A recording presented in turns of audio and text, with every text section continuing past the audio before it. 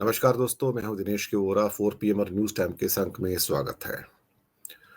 दोस्तों, 1 फरवरी को आएगा बजट और उससे पहले हम अपने कुछ अंकों में आपके सामने बजट के बारे में कुछ महत्वपूर्ण तथ्य, कुछ महत्वपूर्ण बातें रखेंगे। आज बजट 2023-2024 के इस अंक में, जो कि एक तरह से प्रीव्यू अंक है, आज सबसे पहले हम पेश करेंगे कि सरकार जो इनकम टैक्स की जो छूट है, 2.5 लाख रुपए की जो कुल छूट है, उसमें शायद कोई भी बदलाव नहीं करने जा रही है, क्योंकि अगले साल इलेक्शन नहीं है। लोकसभा के इलेक्शन 2024 में है और सरकार अगर कोई छूट देगी इसके अंदर, अगर 2.5 लाख से 3 लाख भी करेगी, तो शायद ये 2024 में जो बजट आएगा 1 फरवरी को, ये उसी के अंदर उसको पेश करेगी। अभी से मुझे लगता नहीं कि वो उसको आपको कोई कंसेशन देगी। वैसे भी पिछले 7-8 सालों से सरकार ने इस छूट को बिल्कुल भी नहीं बढ़ाया है, बल्कि पिछली बार तो इनकम टैक्स का जो बजट के अंदर जो एक सेगमेंट होता है, वही हटा दिया गया था कि कुछ है ही नहीं, कि देना ही नहीं, तो उसको मेंशन करने से भी क्या फ़ायदा। दरअसल मिडल क्लास, मध्यम वर्ग, बहुत छोटा वर्ग है। जो इनकम टैक्स की रिटर्न फाइल करते हैं, उनकी संख्या मुश्किल से साढ़े 6-7 करोड़ है और साढ़े 6-7 करोड़ में से भी जो टैक्स भरने वाले हैं, वो लगभग 1.5 करोड़ के आसपास है। 3 साल पहले तो इतने थे, उसके बाद सरकार ने फिगर देने बंद कर दिए कि एक्चुअली कितने लोगों ने टैक्स भरा है। तो कोविड के साल में, उससे 1 साल पहले की बात है, तब करीब-करीब 1,46,00,000 लोग थे जिन्होंने टैक्स भरा था। अभी भी उस संख्या में कोई खास वृद्धि नहीं हुई है। हम ये मान के चलते हैं कि लगभग 1.5 करोड़ लोग जो हैं, 6-7 करोड़ जो इनकम टैक्स रिटर्न फाइल करते हैं, उसमें टैक्स भरते हैं। बाकी सबकी जो रिटर्न होती है, वो निल रिटर्न होती हैं, या फिर इस मकसद से की जाती है कि उनको कोई रिफंड वगैरह होते हैं, तो उसको वो वापस ले सकें। अदरवाइज़ उनको निल रिटर्न कहा जाता है। तो लगभग 5 करोड़ व्यक्ति ऐसे हैं भारत में जो निल रिटर्न भरते हैं, यानी कि किसी किस्म का टैक्स नहीं देते, बस रिटर्न भर देते हैं इनकम टैक्स को शो करने के लिए। और करीब 1.5 करोड़ लोग ऐसे हैं जो वास्तव में ही टैक्स भरते हैं। टैक्स के ऊपर कई किस्म की छूट मिलती हैं और सरकार 2 किस्म की स्कीम लेके आई थी इसमें। एक 2.5 लाख रुपए की जो एग्जम्पशन की छूट थी, लेकिन कुछ वर्ष पहले सरकार ने एक नई स्कीम घोषित की। उन्होंने कहा कि अगर आप अपनी एग्जम्पशंस को छोड़ देंगे, बहुत सारी एग्जम्पशंस हैं जिसमें इंश्योरेंस के अंदर जो पैसे डालते हो, प्रोविडेंट फंड में डालते हो, पेंशन स्कीम में डालते हो, या फिर एजुकेशन में डालते हो, इसके अलावा हाउसिंग लोन की बातें होती हैं, इसके साथ में ही उसके इंटरेस्ट पेमेंट की बातें होती हैं, तो बहुत सारी एग्जम्पशंस हैं। वो एग्जम्पशंस को मिला लिया जाए तो आपको लगभग जो छूट है वो 5 लाख से ऊपर की चली जाती है। यानी कि कई एग्जम्पशन जो है आपको अप्लाई करते हो तो आपका टैक्स लायबिलिटी कम हो जाता है उसके अंदर। अब सरकार ने सोचा था कि ज़्यादा करके लोग अपनी एग्ज़म्पशन को छोड़ देंगे और 5 लाख तक की जिनकी इनकम है, उस स्लैब को ऑप्ट कर लेंगे। लेकिन हुआ उल्टा कि 5 लाख को ऑप्ट करने वाले बहुत ही कम व्यक्ति आए, बल्कि 10% लोगों ने भी ऑप्ट नहीं किया, क्योंकि जिन लोगों ने शिक्षा के या फिर हाउसिंग के या कार लोन ले रखे हैं, या फिर कई और किस्म के लोन ले रखे हैं, या कुछ और उनको रीपेमेंट करनी है, या प्रोविडेंट फंड में पैसे डालते हैं, इंश्योरेंस है, मेडिकल इंश्योरेंस है, बहुत सारी चीज़ें जो उसमें इनकम टैक्स की एग्ज़म्पशंस में हैं। तो सरकार का माथा ठनक रहा है, क्योंकि सरकार नहीं चाहती कि मिडल क्लास कैसे भी तरक्की करे। सरकार के इरादे ये हैं कि इस मिडल क्लास को वापस से गरीब बनाया जाए। क्योंकि जो पहले लोअर मिडल क्लास थी, तो अब उसको इतना हालात खराब कर दिए गए हैं कि अब वो लोअर मिडल क्लास से पॉवर्टी लाइन पे आ गए हैं। इसलिए 82 करोड़ लोग तो भारत में ऐसे हैं जिनके पास 2 वक़्त की रोटी नहीं है, तो आपको टैक्स क्या देंगे वो? तो ये तो बात बिल्कुल पक्की है। 82 करोड़ के ऊपर लगभग करीब-करीब आप ये समझ सकते हो कि अप्रॉक्सिमेटली देखा जाए तो 40 करोड़ लोग ऐसे हैं जिनकी इनकम जो है ले-दे के 20,000 रुपए के आसपास है, 20,000, 25,000, 30,000 के आसपास है। वो उसमें बहुत मुश्किल से गुज़ारा कर पाते हैं। उसके ऊपर हमारी जो क्या कहते हैं कि जो कुल मिला के जिसको आप क्या कहा जाए, जो 2.5 लाख से ऊपर साल में कमाते हैं, तो वो ले दे के 6.5 करोड़ लोग हैं। अगर उनकी फैमिलियों को हम मिला लें कुल मिला के, तो 25-26 करोड़ लोग टोटल होते हैं। एक परिवार में अगर हम 4 लोगों को मिला लें, तो 6.5 करोड़ लोग जो इनकम टैक्स रिटर्न फाइल करते हैं, ये वही लोग हैं जिनकी इनकम 2.5 लाख रुपए प्रति साल से ज़्यादा है। यानी कि करीब-करीब 21,000 रुपए महीने से ज़्यादा है, तो वो लोग रिटर्न फाइल करते हैं। तो उनके हिसाब से अगर देखा जाए तो इनकम टैक्स के डेटा के हिसाब से तो कुल मिला के भारत के अंदर जो इस समय जो मिडिल क्लास इसको कहा जा सकता है, वो 26 करोड़ की टोटल मिडिल क्लास है, इनकम टैक्स के जो रिटर्न के आंकड़े हैं उसके हिसाब से। लेकिन जिनकी इनकम 5 लाख से ऊपर है, जो टैक्स देते हैं, वो लगभग 1.5 करोड़ लोग ऐसे हैं जो रिटर्न फाइल करके टैक्स भरते हैं। तो उनके जो कुल मिला के 6 करोड़ लोग ऐसे हैं जो वास्तव में फैमिली के 6 करोड़ लोगों की जो टोटल लोग हैं, यानी कि 1.5 करोड़ लोग जो फैमिली के हिसाब से वो टैक्स भरते हैं। अब कई किस्म की छूट है, सरकार की नज़र में ये छूट जो है सारी किरकिरी बनी हुई है। सरकार इन छूट को समाप्त करके मिडिल क्लास से और ज्यादा टैक्स लेना चाहती है। दरअसल सरकार कॉर्पोरेट को तो 100 किस्म की सहूलियत दे देगी, उनके टैक्सेशन कम कर देगी, माफ कर देगी, उनके टैक्स स्लैब 35% से कम करके 22% पे कर दिए। लेकिन हमारे जो टैक्स स्लैब है आज भी 30-35% और 40% पे इंडिविजुअल के रखे हुए हैं, क्योंकि यहाँ से सरकार को एक तरह से आपके अंदर जो भी छोटा मोटा पैसा पड़ा उसको चूसना है, उसको निकाल लेना है, स्क्वीज कर लेना है, शोषण कर लेना है।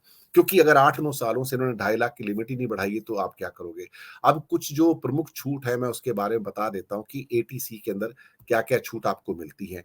तो सबसे पहले जो मुख्य छूट आती है, जो एटीसी के अंतर्गत आती है, वो ये है कि एटीसी में करीब-करीब 1,50,000 रुपए की आपकी एग्ज़म्पशन्स मिल जाती हैं।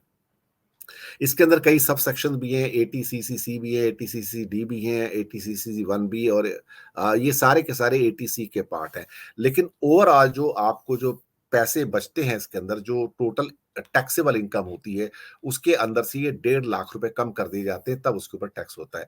इस 1.5 लाख के अंदर क्या-क्या आइटम इंक्लूड हो सकती हैं, वो मैं आपको नाम बता देता हूँ। प्रोविडेंट फंड में जो पैसे डालते हैं, national saving certificate, national pension scheme है, एम्प्लॉइज प्रोविडेंट फंड है, ट्यूशन फी है जो बच्चों की आप देते हैं, post office tax saving deposits हैं, 5 ईयर बैंक डिपॉजिट्स हैं, एफडी जिसे कहते हैं, लाइफ इंश्योरेंस प्रीमियम्स हैं, इक्विटी लिंक्ड सेविंग स्कीम्स हैं, principal repayment of home loan भी इसके अंदर आ जाता है।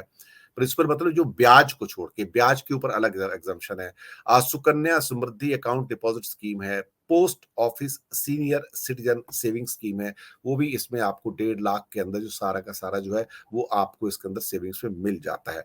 तो ये चीजें हैं जो आपको बचत हो जाती है। इसके अलावा जो सीनियर सिटीजन हैं, 60 साल से जिनकी ऊपर उम्र है, उनके लिए 2.5 लाख रुपए की जो एग्जम्पशन है वो बढ़कर 3 लाख रुपए की हो जाती है। तो उनको लगभग 50,000 रुपए की उसकी छूट मिल जाती है। दूसरी एक इंपॉर्टेंट छूट जो है लोगों के पास, वो है मेडिकल इंश्योरेंस की, जो कि एटीडी के अंतर्गत उनको मिलती है। नॉर्मली ये करीब करीब 25,000 रुपए होती है, लेकिन अगर एल्डरली पेशेंट्स हो या अपना पेरेंट्स हो जिनके पास, तो उनके ऊपर थोड़ा बढ़ जाता है। लेकिन जो 60 साल से ऊपर जो अपने इनकम टैक्स रिटर्न फाइल करते हैं, तो वो इसके लिए 50,000 रुपए जो मेडिकल इंश्योरेंस का सम है, वो टोटल इनकम में से रिड्यूस हो जाता है। तो ये एक किस्म से उनको भी ये एग्जम्पशन मिल जाती है। लेकिन अगर टैक्स पेयर और टैक्स पेयर के पेरेंट्स अगर दोनों ही मतलब 60 साल से ऊपर की एज हो, तो मैक्सिमम जो डिडक्शन यहाँ पे 1 लाख रुपए तक हो सकती है, किन्हीं विशेष परिस्थितियों के अंदर भी। मेडिकल एक्सपेंडिचर पे कई बार थोड़ी बहुत छूट मिल जाती है आपको, वो सही बात है। मैंने एटीसी की डिडक्शन आपको बताई है। इसके अलावा एटीसीसीसी जो हैं या एटीसीसीडी भी हैं या बाकी कुछ और है, वो एटीसी के अम्ब्रेला के अंतर्गत ही आती हैं। इसके अलावा और कोई भी नहीं आती हैं।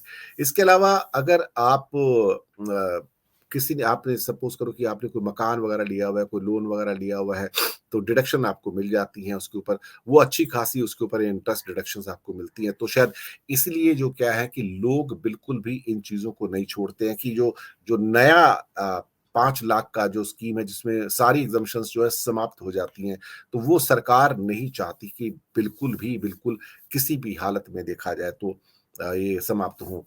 अ, एक इसके अलावा एक इनकम टैक्स डिडक्शन एटीयू के अंदर भी आती है, जो कि आपके जिसमें आपकी हाउस रेंट अलाउंस भी हैं, लीव ट्रैवल कंसेशंस हैं, फूड कूपन्स हैं, सैलरी कंपोनेंट्स हैं, रिइंबर्समेंट है, हाउस रेंट अलाउंसेस हैं, बहुत सारी चीज़ें हैं। उनके ऊपर भी छोटी-छोटी जो छूट होती हैं, वो भी आपको मिलती हैं। सरकार का एम ये है कि आप सारी की सारी जितनी भी छूट है, उनको आप भूल जाइए और आप एक 5 लाख का जो स्लैब है उसमें आ जाइए। लेकिन उससे जिन्होंने हाउसिंग लोन लिए हुए हैं, बाकी बहुत सारे लोन लिए हैं, प्रोविडेंट फंड में पैसे डालते हैं, इंश्योरेंस में पैसे डालते हैं, मेडिकल इंश्योरेंस है, उनको इससे बहुत बड़ा नुकसान होने की संभावना है। लेकिन सरकार मन बना चुकी है कि शायद अब ये सारी एग्जम्पशन, बातचीत हो रही है कि इस बजट में सारी वो समाप्त कर दी जाए। नाम दिया जाएगा कि हमने आपकी जो इनकम टैक्स सिंप्लीफाई कर दिया है।